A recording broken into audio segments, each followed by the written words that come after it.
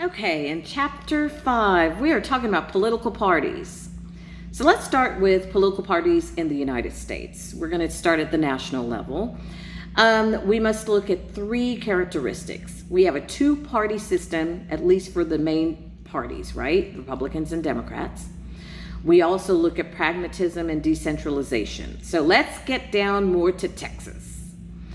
In the 2-party system, you only have 2 dominant parties that compete for political parties or for political office so far. You have a minor or a third party that has little chance. In Texas, third parties must surpass a statewide vote in a prior election in order to run again in the future. So that's why, for the most part, you'll see mostly Republicans and Democrats in Texas. Pragmatism follows from the major goal of American parties, which is to really build a majority coalition to win elections.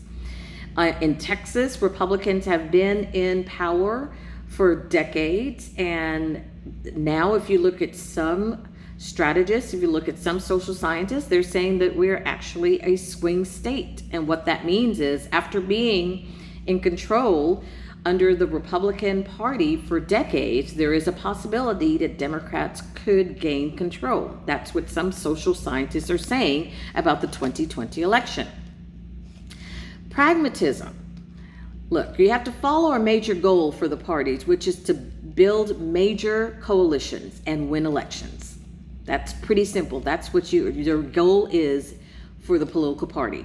So that means both Republicans and the Democrat Party, all the candidates are sometimes not as clear on the issues. Maybe in their primary, they have a strong, firm message, but when they get into the general election, which is what you're seeing in November, the message may change a little bit.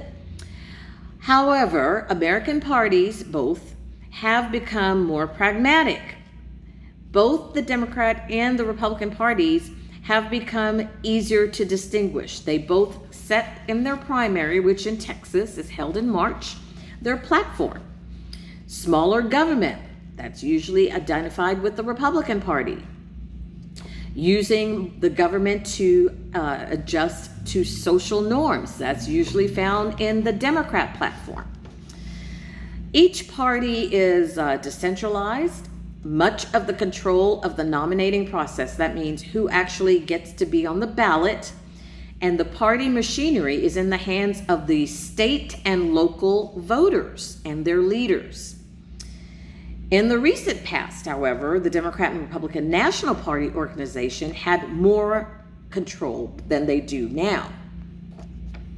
They still have control, though, because they have the power to raise a lot of money.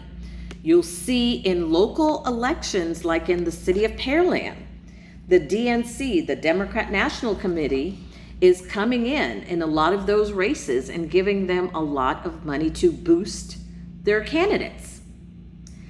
Parties are relatively decentralized with much of the control of the nominating process, as I mentioned, at the local level. But let's start with conservatives. Conservatives are likely to, because it's important to understand the Republican versus the Democrat based on their platform, correct? So, Republicans are likely to oppose government programs that involved like large-scale distribution, or universal health care coverage. That's something that you have heard a lot of Republicans and business owners are against. And those on the left, or Democrats, they believe that the government should interject and get involved in social issues. They believe the government should get involved in regulating the economy regularly. They believe that the government should get involved in social welfare programs. Now, of course, not all Republicans believe this and not all Democrats believe this. But if you look at the platforms of each party, you will notice these themes will run throughout. So for much of our history in Texas, we have been a one-party state. And believe it or not, it's not Republican. We have been a Democrat state for most of Texas history. Only until recently, and it depends on what you mean by recently, has there been a dominance of another party, which is the Republican? Look, the most important election in Texas is coming up. You'll hear this coming up in 2020, because if Democrats have a chance after decades to take over the politics in our state, we will once again become a blue state. Democrat Party and their dominance in Texas is illustrated in your textbook. Make sure that you are familiar with those years. Throughout the years, as that dominance continued, it was a one-party state. Both parties strengthened their machinery, however, by the late 1990s, and that's when Republicans became the dominant party in Texas. That's when you had a switch in Texas. So you had a dominance of the Democrat Party for much of that time prior to the 90s, and then you had a strengthening of the Republican Party that came into dominance in the 90s. The transition from a party system in where the Democrats were overwhelmingly dominant to a new system in which Republicans had a clear edge happened at this point. So after the 1960s, the Republicans slowly started to gain strength at the state level. In 1978, the Republican Party gained governorship. And by 2002, Republicans controlled both chambers of the state legislature. So the House and the Senate, by 2002, were controlled by Republicans. In 2004, Republicans captured a majority of the state's congressional delegation and remained in dominance ever since. Republicans have attracted voters because they have expanded a lot of their approach and appeal to suburbans, to small business owners. Democrats have been attracting a lot of their votes from the inner city. Texas is large, and you're seeing a Latino population that's moving in, and the Latino population is for play. 40%, depending on what statistic you look at, of Latinos are voting Republican in the state of Texas. In the state of Florida, Latinos are voting overwhelmingly Republican.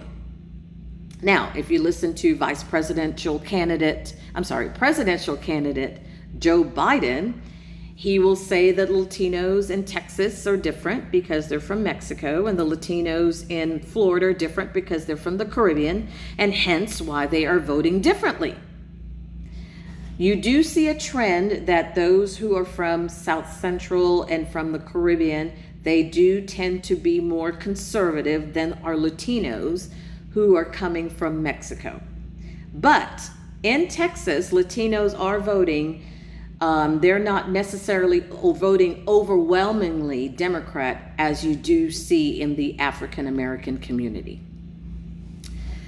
So, political organizations are playing and making sure that both Democrats and Republicans are making sure that the Latinos and the Latino community feel welcome in their party.